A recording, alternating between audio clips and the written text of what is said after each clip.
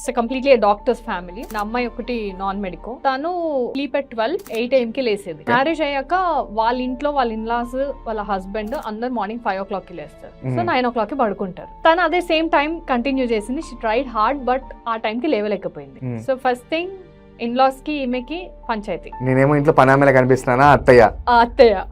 And then లేదు నేను లేవలేకపోతున్నా అని ఈమె.